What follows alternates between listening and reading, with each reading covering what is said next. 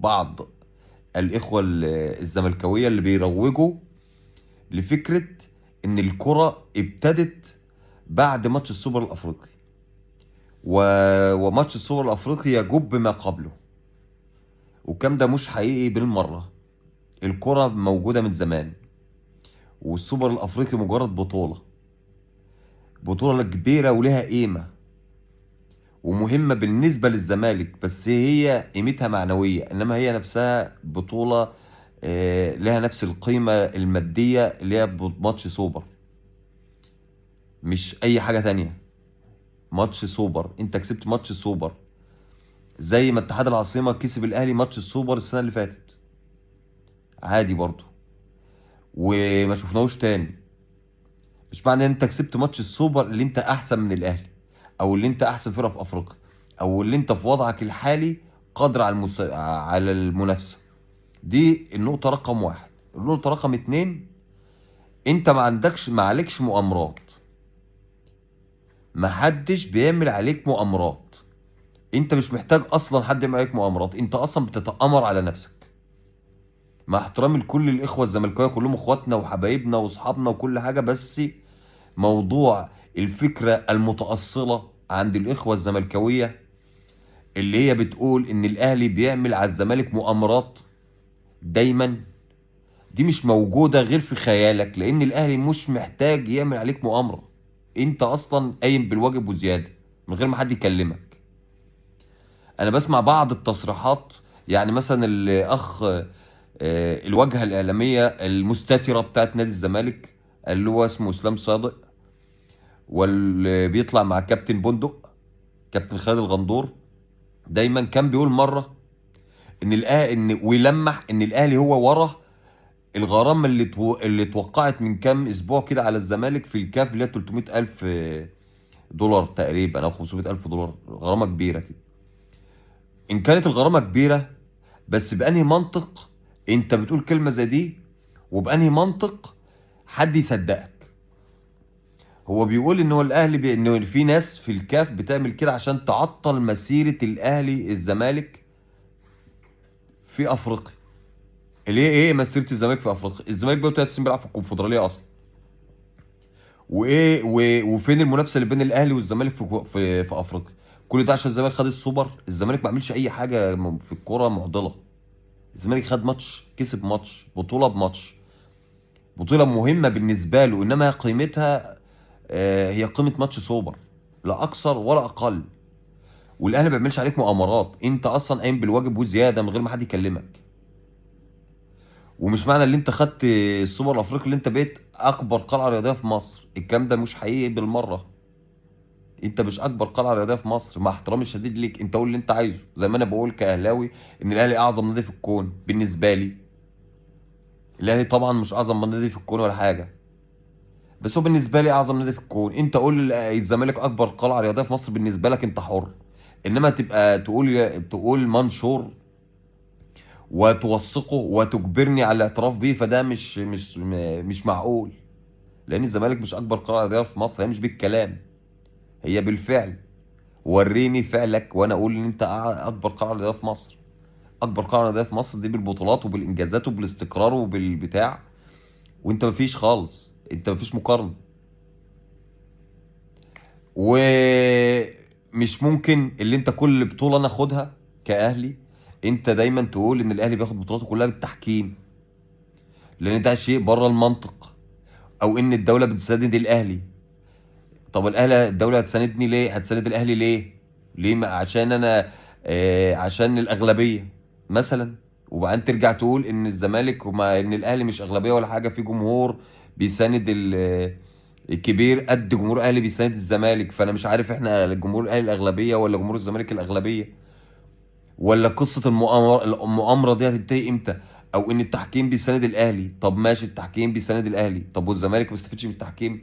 التحكيم في مصر زي الزفت، زي الهباب عموما، اهلي وزمالك وكله.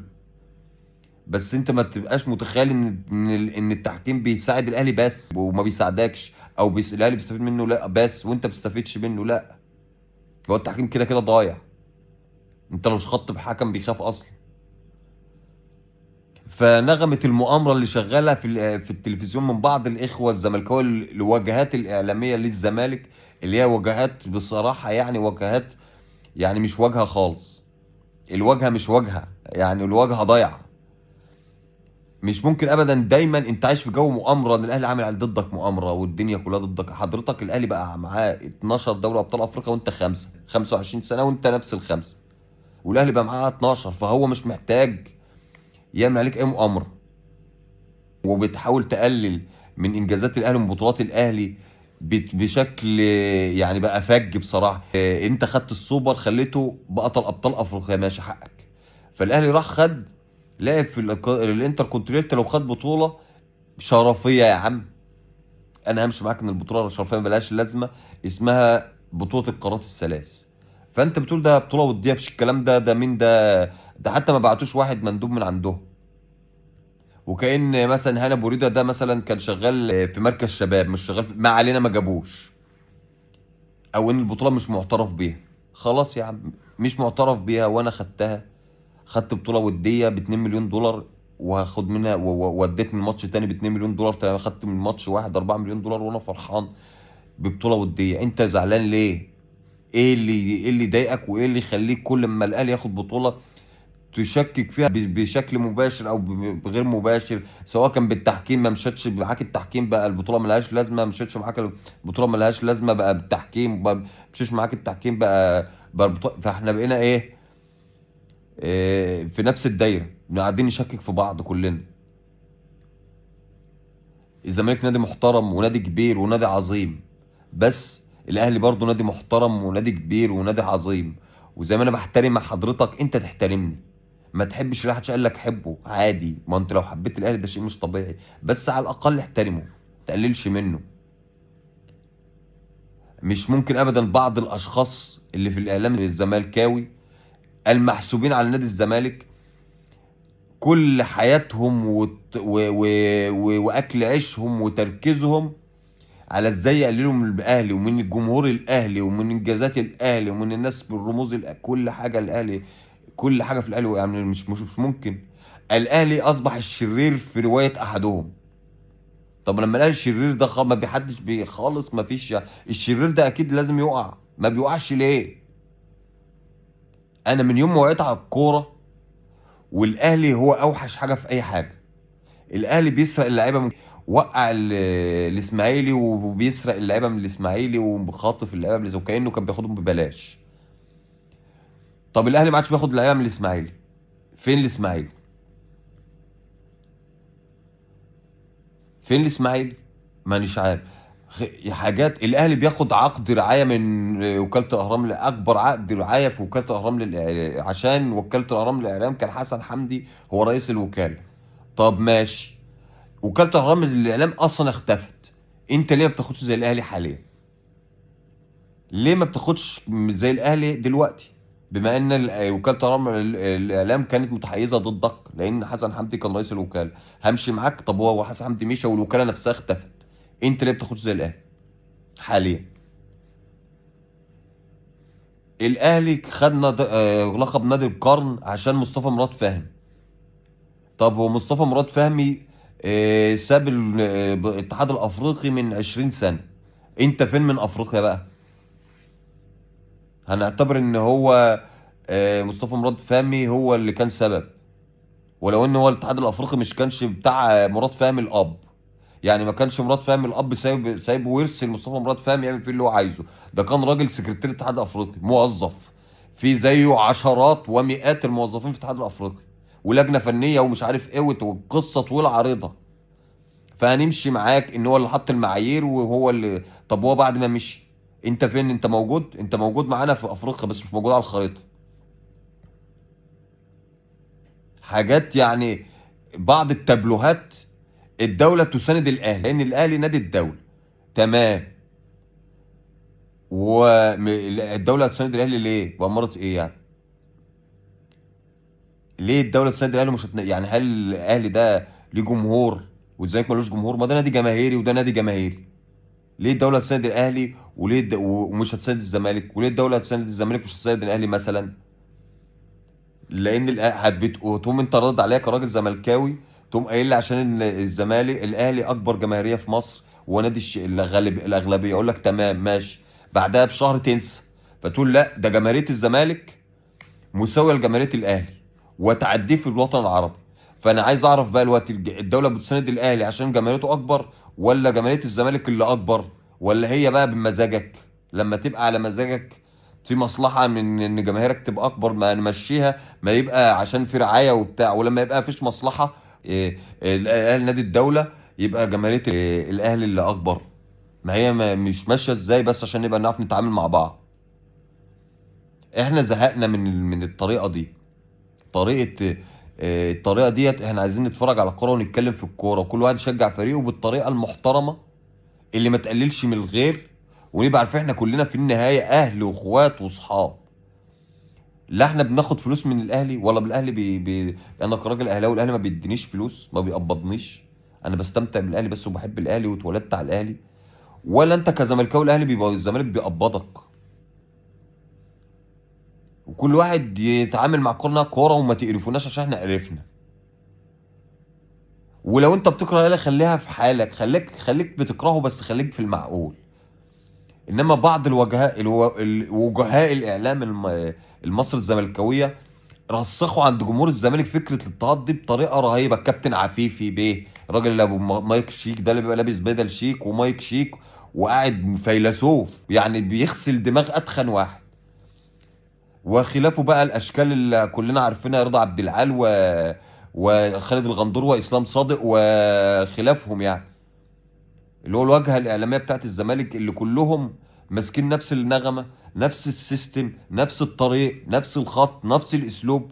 مش ممكن ابدا اللي انا افضل اشحن جمهور وارسخ عنده فكره الاضطهاد، وان ان النادي ده مضطهد وان النادي التاني ده نادي ظالم ونادي كافر ونادي ملحدين. مش ممكن. النادي الاهلي نادي محترم، نادي قوي بيعرف يحافظ على حقوقه. ومشاكل ومشاكلك انت السبب فيها. الاهلي ما قالكش روح اشتري لعيبه من 30 لعيب اكبر من قدرتك الماديه وما تدفعلهمش مرتباتهم، فيبقى النتيجه اللي كلهم يشتكوك في الفيفا لدرجه انت بقيت مسجل خطر في الفيفا. مش ممكن.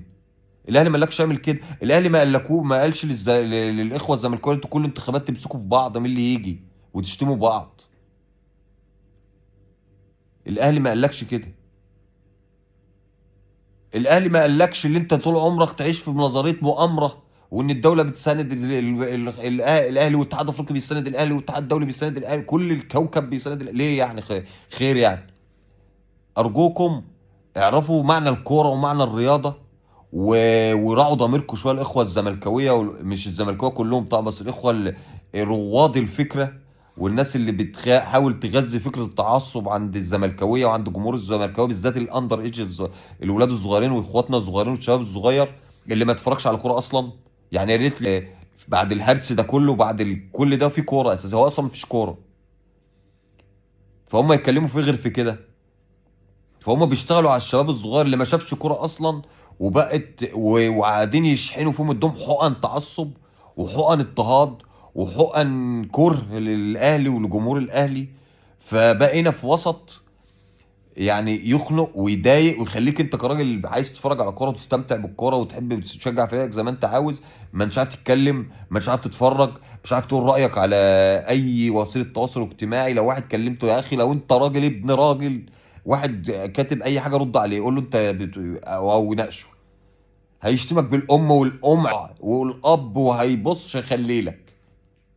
فبقينا مش عارفين لا نتكلم ولا نشجع ولا نتفرج على برامج كوره، كلها برامج ناس تحس انه مش عارف جايين منين. كل اللي عايز يقول حاجه بيقولها في التلفزيون. والدنيا بقت صعبه، ولا عاد في ميثاق شرف اعلامي ولا بتنجان، ولا عاد في ما فيش الا ممكن ما يعني البرنامج الوحيد اللي ممكن تتفرج فيه على الكوره تقول يا هو ده في حاجه تتفرج عليها هو ابراهيم فايق نوعا ما. اللي هم في الاعلام الباقي كله مجدي عبد الغني يجيب لك اسامه حسن، اسامه حسني ولا اسمه ايه، ولا اسمه ايه ده اسامه حسن اللي كان بيلعب في ام بي لعب في الزمالك ساعتين بقى حامي حمى الزمالك هو اصلا كان مش بقى الاهلي ولعب في الزمالك ساعتين، يطلع يقول لك، وكان طالع يقول لك الاهلي اضعف فرقه في الدوري. ويطلع مثلا خالد الغندور يجيب لك عصام صادق يقعد يقول لك ده كابتن كهربا. ما فيش نادي عضو في مجلس اداره النادي الاهلي يقدر يمشيه عشان هم ماسك عليهم حاجات. وكأن كهربا ده كان مثلا جايبينه من الشارع، مش لعيب دولي ولاعيب كان هداف افريقيا السنه اللي قبل اللي فاتت، ولا كان احسن لاعب في مصر في يوم من الأيام. لا. ويرجع يقول لك ده في مكالمات، انا كأننا عيال ناس اتفرجنا على الكوره النهارده الصبح، او من او احنا مثلا مش متابعين كوره، او ما بنفهمش في الكوره، او ما بنفهمش في حاجه اصلا. يعني يا ريت كل واحد راعي ضميره ويخلي عندكم دم، عشان احنا قرفنا زهقنا، عايزين نتفرج على الكوره وعايزين ننبسط وعايزين نستمتع، وعايزين ان حد يطلع يكلمنا في كوره، مش يكلمونا في مشاكل وخناقات واقسام ومحاضر وشتيمه وتعصب وتقليل من النادي اللي انا بشجعه، وانا اقلل منك ومش هنخلص. انت هتقول وانا هقول وهنبقى مردحه بقى، قاعدين نردح لبعض زي ما الاعلام شغال كده. ويلا، اتمنى ما حدش يتضايق مني وما حدش يزعل مني، واللي يزعل مني ما يشتمنيش، اهم حاجه. و... واللي يعجبه الكلام برضو يشكر، واللي لكو زي الفل.